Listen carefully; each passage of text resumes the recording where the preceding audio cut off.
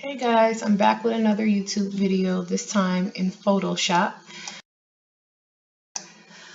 We are going to make a pattern background. I'm going to use the example for polka dots today. So we'll go ahead and get started. You should have already set up a new artboard by going to File, New, Print, and then make it 100 by 100 pixels. Then go down to background content and make the background transparent. Now you can go ahead and zoom in a little bit so that you can see your artboard. If your rulers are not out, go ahead and click view and click on rulers, and the rulers will come up on your display. So we're going to go ahead and put some guides in so that we can create a perfect pattern polka dot. We're going to go ahead and go to about the halfway mark as close as possible that we can get it from the top and from the left hand side. We will click new layer, go over to the ellipse tool, click your artboard, hold down shift and move your mouse down to create a circle, an even circle. It'll look blurry, but that's because we've zoomed in. Now we just want to align the circle into the middle to the middle of the guide. Alrighty, so now that we have that first circle in the middle of our guide, what we want to do is we want to right click on the ellipse layer.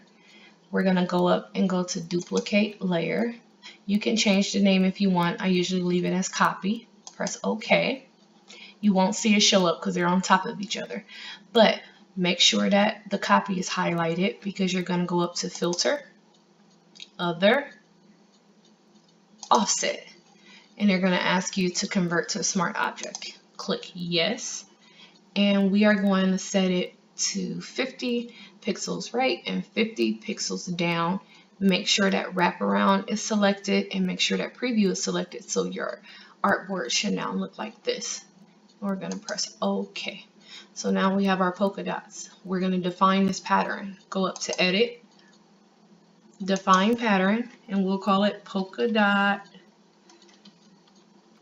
2 or 3, whatever, because I have so many already that I've done. So I'm going to press OK. So now my pattern is saved under my pattern now I'm going to show you how to insert it and make color changes. So as you can see, it's going to come up as the default color of what I used the last time.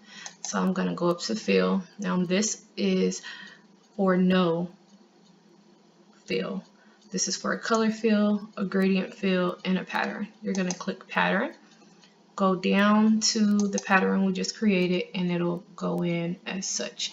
Now to change the color, you are going to create a new layer, right click it, and then go into create clipping mask. When you create the clipping mask, the colors that it will change to are these. Now you can click these and change the colors if you want to, but I want to keep mine the same. I'm just going to use blue. For some reason my paint bucket isn't working. I'm still working on that, but I'm going to show you what it looks like when you use your paintbrush. So we have blue selected, and we can change the color because we created a clipping mask. We can change the color of whichever polka dots here we want. If we chose the paint bucket, once we click it, it will change everything to blue. So if you wanted to do it, let's say you wanted to make it into a circle, you'll right click the shapes tool, go to ellipse, left click, hold shift and drag down to create a perfect circle, and let go of both. And see, it's going to go ahead and go back to the default color, but we don't want that. We want the pattern. And we'll go ahead and click, and then the pattern, you can move the pattern around, or you can change the color depending on what you are trying to create. You also can add solid colored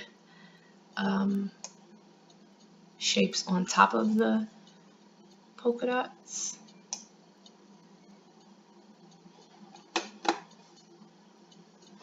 If you needed to, I'm sorry, I'm still in pattern. So you can change you can make all different types of looks. It just depends on what you are using a pattern for. I hope you guys enjoyed this video. Please like and subscribe, and leave any questions in the comment box or any videos that you guys want to see. Thank you for watching.